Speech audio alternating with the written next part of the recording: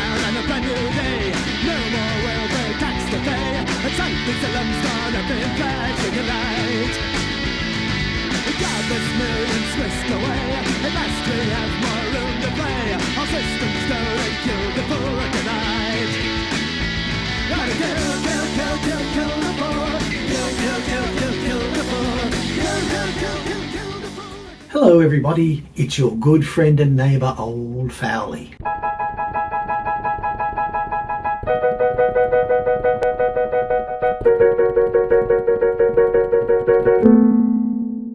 The theme this week is time and place. I'm thinking of records in my not very large, not especially interesting, in no way strategically curated, and certainly not well looked after record collection, which, their musical virtues aside, never fail to remind me of a specific time or place or people. Because, at least to me, that's what these few and indiscriminating records are a lot of the time. Signposts to times and places and peoples and memories that I can close my eyes and summon up as the music tumbles out of them. The first time and place is early 1980 and my first ever proper band. At my age then, attracting the attention of local girls was pretty much my be-all and end-all, and I, along with a number of like-minded friends, decided the most certain way we would be able to do this was to form a band. But not just any band, a punk rock band. Which we did. Now, while we had a very punk rock name, I Killed for Necro Sex, we didn't really have a very punk rock repertoire, a few tepid Elvis Costello and Talking Heads covers. But then, one night on 4ZZZ, I heard this band, and then, the very next day, this record came into my life. Singles Going Steady by the Buzzcocks. A compilation of 10 singles and B-sides that frankly changed the way I thought about music completely, and I still find to this very day influential and perfect. We were just one of literally hundreds of do-it-yourself bands that popped up almost overnight after the hippies and the communists got ran out of 4ZZZ and they started playing punk rock records. Of course, we were very unlikely punk rockers. There was me, even then the young conservative, and then there was Wayne, whose mother was so religious that she'd go through his books of sheet music and glue together the pages of any song she found a trifle too satanic. And there was Rob, the drummer, who couldn't play any songs much longer than 2 minutes long because he'd just get puffed and just start whacking his snare indiscriminately because he'd given up on the whole adventure. Ashley, who, actually had some problems, but he did end up becoming quite a successful musician in the end. And there was sort of a rotating cast of wannabes, mainly singers, who drifted through the band through 1980 and into early 1981, one of whom we'll meet a little later. We played covers because we suffered protractedly from the problem all newly made bands suffered from. We all wanted to write our own songs, but we were all too afraid to bring them to band practices because we thought everyone else would laugh at them. Until one day somebody did, and we, thinking this was a green light for us to bring our own songs, decided we'd all be very encouraging and supportive of him in that occasion. This, as it turned out, was a bad decision, because at the next practice session, instead of us thinking we'd all have a chance to play our own songs, the newly emboldened songwriter Wayne simply bought 20 exactly the same sounding songs and plopped them in front of us. That was our new repertoire. The second song I think we got to in that session was a 7-minute long guitar solo called The Wizard. It was at that point that we decided on a vote of 3-1 that we would remain a covers band effectively. The Buzzcocks, like the Ramones, whom we heard very shortly after this, had the up-and-in-your-face energy that we liked, but they also had the tunes, in the same way that uncool and unrepeatable bands like I liked, like T-Rex and Slade had. To me, they obviated any need for me to write my own songs because these were the songs I wanted to write. It was fun and they sounded committed. At the time, we never liked the Sex Pistols. We thought they were all way too overproduced. And we all thought London Calling was a bit of a wank.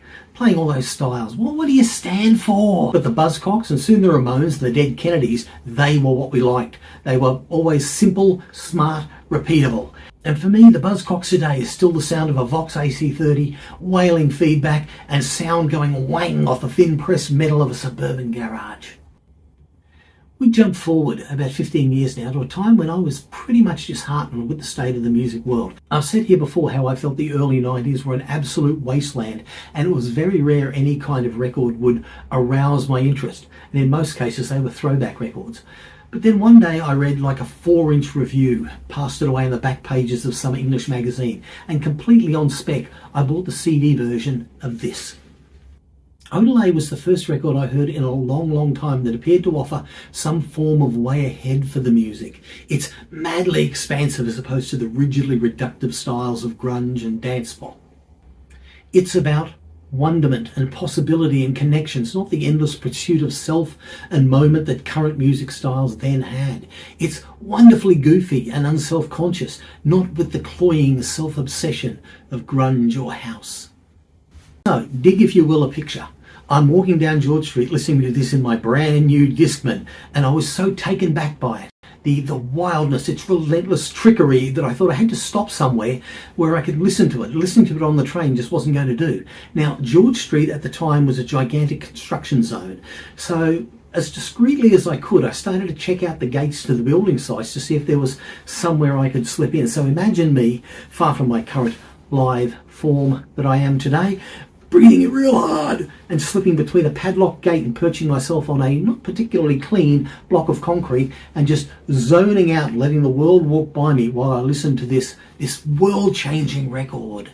Odelay was really the record that went a long way towards getting my eyes out of the musical rear-view mirror and refocusing them on the road ahead.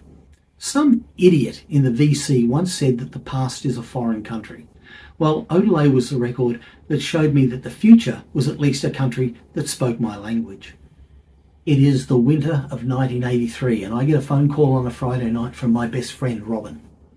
I'd known Robin from high school. He was one of the later period members of Necrosox. He basically taught me how to play guitar. And Robin is very excited.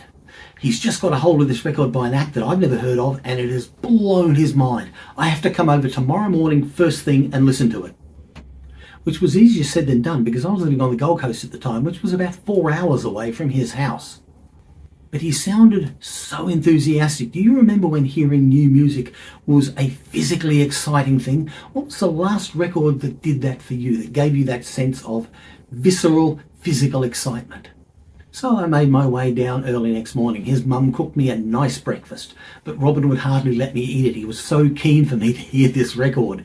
His dad, a very kindly fellow who always wore a knitted vest and a tie even when he was relaxing at home on the weekend, rolled his eyes. So Robin and I were standing one on each side of the record player, and he cued the disc. And then this happened. Texas Flood by Stevie Ray Vaughan came pouring out of the speakers at ear-splitting volume. I immediately felt the best feeling that I can ever have with music, that feeling of air pressing against your chest and you've got to suck in a little harder just to get some breath into you from what it's forced out. We both just stood there, agog with stupefaction, as the side played out. When it ended, I looked up and he was just standing there, staring, wide-eyed, mouth open. "Flip it over," he said. "Yeah," I nodded maniacally. Suffice to say, his enthusiasm had been warranted. A few years later, though, the scales fell off our eyes somewhat when we went to see SRV in concert. Very possibly the worst gig I've ever seen, and Stevie was in bad shape. Robin died in May 1996, just after our first Isaac was born. He never got to meet him, and was the shame. He would have been an amazing crazy Yankee Robin. Hardly a day goes by when I don't think about that good man, because it doesn't take that much to remind me of him. Most especially of all, Love Struck Baby by Stevie Ray Vaughan reminds me of him. What records do you have that best describe the happy, sad, crazy, even lonely times or places for you that you want to share? We all have stories. Show us some records that tell a few, or maybe drop something down in the comments. I hope this hasn't been too terribly self-indulgent.